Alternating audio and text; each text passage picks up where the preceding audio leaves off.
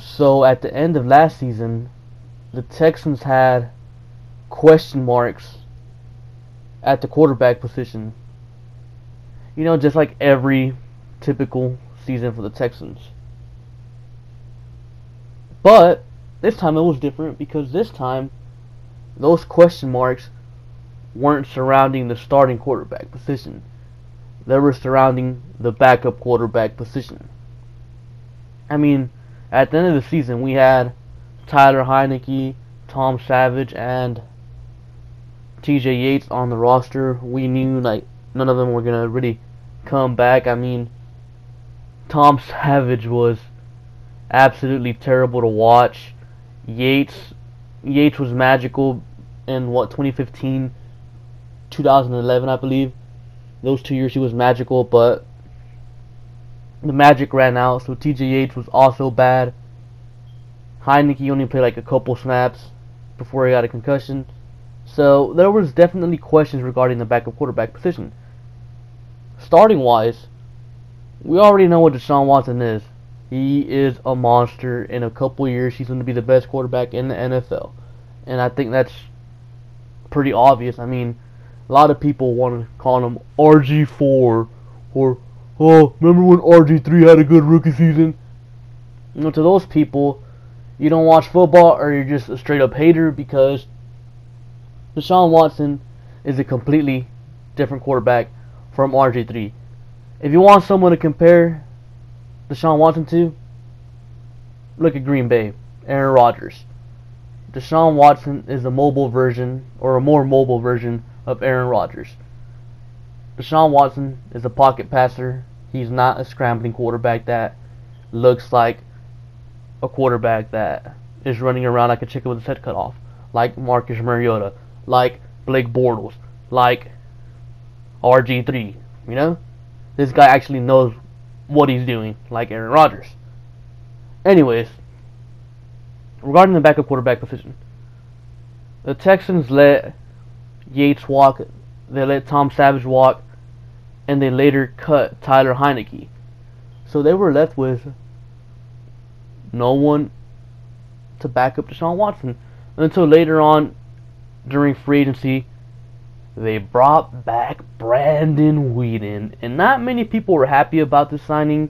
And honestly, I was like, you could do better than that, man. But nonetheless, I think Brandon Weeden is indeed an upgrade over Tom and TJ. Tom, he's just terrible. TJ has magic right now. I do think Brandon Weeden's better than both of them, but I don't think Brandon Weeden makes the team. Because after they picked up Weeden, probably like about a few weeks down the line, they picked up Joe Webb. Joe Webb, in case you didn't know, is a quarterback that can somewhat play like Deshaun Watson. I say somewhat play like Deshaun Watson because, let's be honest, Deshaun Watson is special and nobody can replicate his game. So, this guy can do some of the things Deshaun Watson can do. He's mobile, so unlike Tom Savage or Yates that have cinder block feet, this guy can actually escape pressure. This guy can run the zone read option, play action rollouts, play action bootlegs, all that stuff. Joe Webb can run that. I think Joe Webb makes a team over Brandon Weeden. Joe Webb can be that veteran quarterback that the Texans kind of need behind Watson.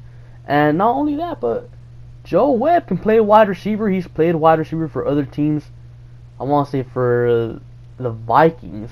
He can also play special teams, surprisingly. So now you have a backup quarterback that instead of just sitting there holding a clipboard, he can go out there and run a route, just in case, injuries happen. Or he can go out there and make a tackle on special teams. I think he can even return punts, if I remember correctly, and kicks. So I think this was a good pickup. I think this pickup might have more to do with a special teams move more than a quarterback, but I do think they're going to have him as a backup quarterback over Brandon Weeden, or at least I hope so, because I do think Joe Webb is a way better option than Brandon Weeden, especially at this point with our offensive line being in the state it is. And I'm not saying our offensive line is really bad as it was last year, because our interior offensive line should be pretty good this season. It's the tackle spots that I am worried about. So, again, Joe Webb can escape pressure like Deshaun Watson. Brandon Whedon can't.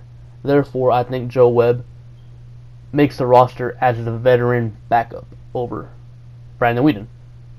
And just like last week, the Texans picked up another quarterback, Stephen Morris. Now, Morris is kind of like been bouncing around for the last, I won't say 3 years he's been in the league. He hasn't been in the league that long. But last season he was competing with Scott Tolzien for the starting quarterback spot for the Colts in preseason, because as we all know, Andrew Luck's career is over. But the Colts are delusional and they don't want to admit it. But yeah, he was competing with Scott Tolzien for the starting spot, and he completely outperformed Scott Tolzien. Morris actually performed really well in preseason. Colts fans really wanted him. They wanted to keep him. They wanted him to be the starter in place of Tolzien. But, you know, in typical Colts fashion, they cut Morris. They kept Tolzien, and, you know, the rest is history. They went 3-13 or whatever. So, Morris is actually pretty decent. I think Morris can stick around and be that, you know, career backup for us. I think this season we should go with Deshaun Watson as your starter, obviously, Joe Webb as your veteran backup, and Morris as your third string quarterback. Let Morris learn some stuff behind Webb, learn from Watson, learn the system with O'Brien for 1 year, and then he let Joe Webb walk next year, and then he re-signed Morris to like a 2-year deal, and he could be your quarterback. Morris, he's pretty accurate. Again, he's a mobile guy. He can escape pressure. You can literally run the offense with Morris that you were running with Deshaun Watson.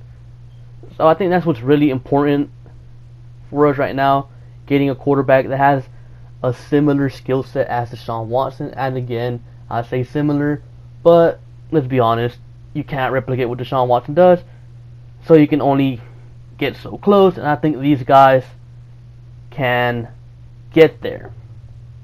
Now, a lot of us did think we were going to target a rookie quarterback in the draft. I was actually surprised we didn't, but, you know, things happen. Now, does that mean that this is how it's going to be? Not at all. Why? There is one person I'm telling you guys right now, keep your eye on. And that's Teddy Bridgewater from the Jets. And I know you're probably thinking, Sticky, there is no way the Jets will cut Teddy Bridgewater. Well, yeah, they will. And most likely, you know, I think there's a bigger chance of the Jets cutting Teddy Bridgewater than there is of them keeping him. Why? Well, they already got their rookie quarterback, Sam Darnold, who I think sucks, but they have him. You know, so that's obviously one spot that's going to their quarterback. They already got their starter, which is Josh McCown. They already said that Josh McCown is their starter. He's their starting quarterback. He is the mentor for Sam Darnold. They're not going to keep Bridgewater. I just don't see them holding on to 3 quarterbacks. So Christian Hackenberg's going to get cut. I don't care about Hackenberg. And Teddy Bridgewater's going to get cut. Bridgewater, although he has a really, really weak arm, and he has no confidence in his weak arm, he's smart. He can easily run the system. Again, he's mobile, smart, accurate on short to intermediate throws. So I think if Teddy Bridgewater gets cut, you kind of have to go get him. And another thing regarding Teddy Bridgewater, he only has $500K guaranteed. So the Jets pretty much lose nothing if they cut him. So Teddy Bridgewater is most definitely a potential cut that I really think the Texans could benefit from. Because even though Teddy Bridgewater isn't a good quarterback, or maybe even an average quarterback, I'd say he's below average, he's still a huge upgrade over Joe Webb and Stephon Morris. So I do think the Texans should go get him if the Jets do cut him. Don't trade for him because they'll probably ask for too much since he's a quarterback. But if they cut him, which they probably will, go get him. Anyways, that's all I have for you guys today. Be sure to like, comment, and subscribe. Thank you for watching, and I'll catch you guys later. Peace.